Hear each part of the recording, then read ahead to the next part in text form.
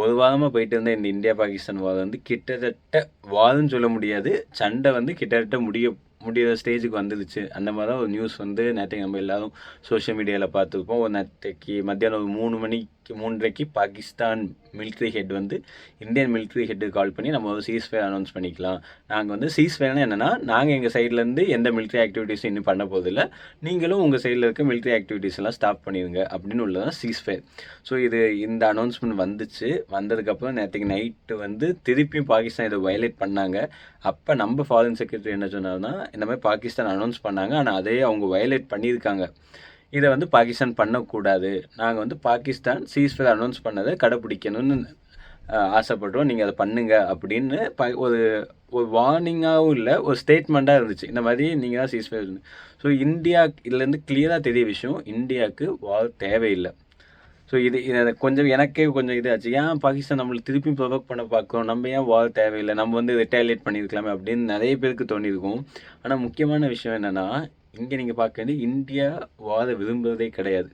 ஏன்னா நீங்கள் ரொம்ப சிம்பிளாக பார்க்கலாம், சரி நம்மள சீண்டி பார்க்கலாம், இல்லை நம்ம அடிக்கணும்னு நினைக்கலாம். ஆனால் நீங்கள் கிளியராக பார்த்தீங்கன்னா பாகிஸ்தான்கிட்ட நம்மகிட்ட இருக்க எல்லா வெப்பன்ஸுமே பாகிஸ்தான்கிட்டே இருக்குது. கிட்டத்தட்ட எல்லாமே கவுண்ட் கம்மியாக இருக்குது. இன்னொன்று, நம்மகிட்ட எப்படி நமக்கு வி ஹேவ் அவர் ஃப்ரெண்ட்ஸ் அப்படின்னா, அதே போல் they have their own friends. இப்போ நமக்கு இந்தியாவுக்கு ஒரு பிரச்சனைனா கண்டிப்பாக இஸ்ரேலும் ரஷ்யாவும் வந்துடும், அது கன்ஃபார்ம்.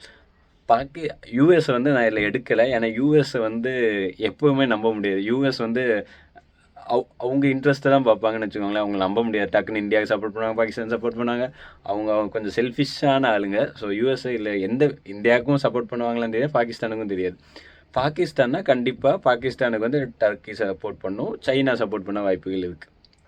ஸோ இந்த ஸ்டேட்டில் இருக்கும்போது இது ஒரு ஃபுல் ஃப்ளெஜ்டு வாராக போச்சுன்னா நம்ம தான் கண்டிப்பாக ஜெயிப்போம், அதில் இது கிடையாது.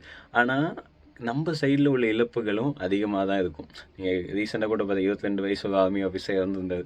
அப்போ தான் அவர் எனக்கு தெரிஞ்ச ஆர்மிக்குள்ளேயே போய் கொஞ்ச நாள் தான் இருக்கும்னு நினைக்கிறேன். அதுக்குள்ளே அவர் வந்தது அந்த ஃபேமிலியை நினச்சிப்பாங்களே, இந்த மாதிரி thousands of families will lose their lives. அந்த சைட்லேயும் மிலிட்ரி ஆஃபீஸர்ஸ் லூஸ் பண்ணுவாங்க, அங்கே உள்ள மிலிட்ரி ஆஃபீஸர்ஸ்க்கும் ஒரு குடும்பம் இருக்கும். இந்த மாதிரி ஒரு ஃபுல் ஃப்ளெஜ்டு வாராக தான் அது போகும்.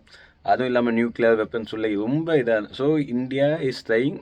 என்ன சீண்டி பார்க்காதீங்க, நீங்கள் என்ன அடிச்சிங்கன்னா திருப்பி தக்க பதிலடி நாங்கள் கொடுப்போம். இதை மட்டும்தான் இந்தியா ஒரு ஸ்டேட்மெண்ட்டாக வைக்க பார்க்குறாங்க. இந்தியா வந்து நான் கம்ப்ளீட்டாக டிஸ்ட்ராய் பண்ண போகிறேன் பாகிஸ்தான், அந்த ஒரு ஐடியாவில் இந்தியா இல்லை. ஸோ இல்லை யார் ஜெயிச்சா தோத்தான்னு எதுவுமே கிடையாது. இந்தியா ஒரு ஸ்டேட்மெண்ட், நாங்கள் டெரரிசம் சப்போர்ட் பண்ண போகிறது இல்லை, நீங்கள் டெரரிசமை நீங்களும் சப்போர்ட் பண்ணாதீங்க, அதை வச்சு எங்களை ஏதாவது பண்ண பார்த்தீங்கன்னா கண்டிப்பாக உங்கள் விளைவுகள் வந்து ரொம்ப மோசமாக இருக்கும், எங்கள் அட்டாக்ஸ் இப்படி இருக்கும், இதுக்கு ஒரு எக்ஸாம்பிள் இது, அந்த மாதிரி தான் இந்தியா ஒரு ஸ்டேட்மெண்ட்டை வந்து வச்சுருக்காங்க இங்கே. ஸோ இது ஃபஸ்ட்டு எதுக்கு இந்த வார் நடந்துச்சுங்குள்ளதுக்கே நிறைய ரீசன்ஸ் வந்து நான் படித்தது கொஞ்சம் பார்த்தேன். ஒன்று, இது டெரரிஸ்ட் பண்ணியிருக்கலாம். பாகிஸ்தானில் வந்து டெரரிஸ்ட்டு தான், நிறைய டெரரிஸ்ட் கேம்ப்ஸ் இருக்குது. அதுக்குன்னு அங்கே உள்ள மக்கள் எல்லாரையும் நான் அப்படி சொல்ல, அங்கே நிறைய டெரரிஸ்ட் கேம்ப்ஸ் இருக்குது, அது கவர்மெண்ட்டுமே சப்போர்ட் பண்ணியிருக்கு. இதை அந்த கவர்மெண்ட் அஃபிஷியல்ஸுமே நிறைய டைம் லைவ் சேனல்ஸில் இப்போ ரீசெண்டாக கூட இன்டர்வியூவில் சொல்லியிருந்தாங்க. ஸோ ஒன்று, பாகிஸ்தான் டெரரிஸ்ட் பிளான் பண்ண அட்டாக்காக இருக்கலாம். இன்னொன்று, பாகிஸ்தான் கவர்மெண்ட்டே டெரரிஸ்ட்டு கூட கம்பைன் பண்ணி நடந்த ஒரு அட்டாக்காக இருக்கலாம். இன்னொரு டிஃப்ரெண்ட் அனாலஜி நான் பார்த்தேன், இது ஆனால் எவ்வளோ க்ரெடிபிள்னு எனக்கு தெரில, மேபி இது கூட நடந்திருக்கலாம். இப்போ இந்த ட்ரம்ப் டேரிஃப்ஸ் இருக்குல்ல, ட்ரம்ப் டேரிஃபில் என்னென்னா, இப்போ ட்ரம்ப் என்ன சொன்னார், சைனாலேருந்து ஒரு பொருள் தயாரித்து அமெரிக்கா வந்துச்சுன்னா அதுக்கு இப்போ சைனாவில் 100 ரூபாய்க்கு தயாரிக்கிங்கன்னா 120 130 ரூபா டேக்ஸ் கட்டி 230 ரூபாய்க்கு தான் எனக்கு என்னால் அமெரிக்காவில் நீங்கள் விற்கணும் அப்படின்னு உள்ள டேக்ஸை வந்து ரொம்ப இன்க்ரீஸ் பண்ணிட்டாங்க. ஸோ இப்போ இந்த ஆப்பிள் இந்த மாதிரி உள்ள நிறைய கம்பெனிஸ் சைனாவில் தான் அவங்க மேஜர் ஹப்பே இருக்குது.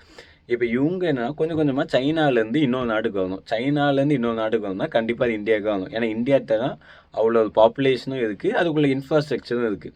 ஸோ இப்போ இந்தியா வந்துட்டால், இப்போ இந்தியா வந்து எப்படி இருக்கும், சேஃபர் பிளேஸ், நல்ல மேன் பவர் உள்ள நாடு, நல்ல இன்டெலிஜென்ட் பீப்புள் இருக்க நாடு, இந்த மாதிரி ஒரு பீஸான நேஷன் அப்படின்னு தான் இருக்குது. ஸோ இதை நம்ம குலைச்சிட்டா எப்படி அப்படின்னு ஒரு ஐடியாவில் மேபி சைனா கூட ஹெல்ப் பாகிஸ்தான் டு இந்த அட்டாக் பண்ண. ஏன்னா இந்த அட்டாக் பண்ண டேட் உங்களுக்கு கரெக்டாக ஞாபகம் இருந்தால் அப்போ தான் யூஎஸ்லேருந்து யூஎஸ் வைஸ் பிரசிடென்ட் வந்து இந்தியா வந்திருந்தார். ஸோ அப்போ தான் இந்த அட்டாக் இருந்தது. ஸோ இது குளோபல் நியூஸாக மாற்றுறதுக்கு கூட ஒரு வாய்ப்பாக இருந்துக்கலாம். இதுவுமே நான் படித்ததான், இது எந்த அளவுக்கு க்ரெடிபிள்னு எனக்கு தெரியல, ஆனால் டாட்ஸை கனெக்ட் பண்ணால் மேபி இது கூட ஒரு ரீசனாக இருந்திருக்கலாம், அந்த மாதிரி இருக்குது. ஸோ இது ஆனால் எனக்கு இந்தியன் நீங்கள் எனக்கு அந்த நைட்லாம் ஞாபகம் இருக்குது. ஏதோ ஒரு நைட் வந்து அவங்க நம்ம அட்டாக் பண்ணி நம்ம எல்லாம் திருப்பி அட்டாக் பண்ணியிருந்தோம். ரொம்ப ஃபியர்ஸாக போச்சு. எனக்கு தெரிஞ்சு அவங்க பாகிஸ்தான் ஒரு ட்ரோன் அட்டாக் பண்ணப்போ நம்ம ரெஸ்பாண்ட் பண்ண டேட் ஒரு 3 days இருக்குன்னு நினைக்கிறேன். அன்னைக்கெல்லாம் நம்ம எல்லாமே நிம்மதியாக தூங்கணும் இல்லை அன்னைக்கு. ஆனால் நான் நிறைய டைம் நம்ம இந்த மீம்ஸ் இதெல்லாம் பார்த்துப்போம்.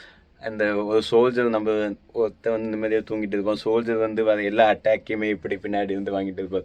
ஸோ அந்த இது எவ்வளோ உண்மை அப்படின்னு உள்ளது அன்னைக்கு எல்லாருக்குமே தெரிஞ்சுக்கணும். நம்ம எல்லாமே எஸ்பெஷலாக சவுத்தில் இருக்கவங்களுக்கெல்லாம் அதுக்கு ஒரு அன்னைக்கு நமக்கு பெருசாக இது இல்லை, அவன் எல்லாம் மனசில் கஷ்டப்பட்டோம். ஆனால் அன்னைக்கு எல்லாமே நம்ம நிம்மதியாக தூங்கணும்.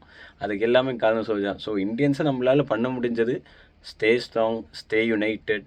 எந்த இந்த மாதிரி அட்டாக்ஸ் எது இருந்த நிறைய கல்ச்சுரலாகவும் லாங்குவேஜ்லேயும் நம்ம நிறைய டிஃப்ரெண்ட்டாக இருக்கும். ஸோ ஆனால் இந்த விஷயம் நானுமே எனக்கு ரொம்ப சந்தோஷமாக இருந்தது. நிறைய பேர் இதுக்கு எல்லா டிஃப்ரெண்ட் ஸ்டேட்ஸ், காங்கிரஸ், பிஜேபி அந்த மாதிரி எந்த ஒரு இதுவும் இல்லாமல் எல்லாமே யுனைட்டடாக இருந்தோம். So that was very nice to see. எனக்கு பார்க்கவே சிலிர்த்துச்சு. ஏன்னா இந்தியாவில் அவ்வளோவா இதை தவிர்த்து நம்ம எல்லாம் சேர்ந்துருந்து நான் பார்த்தது கிடையாது.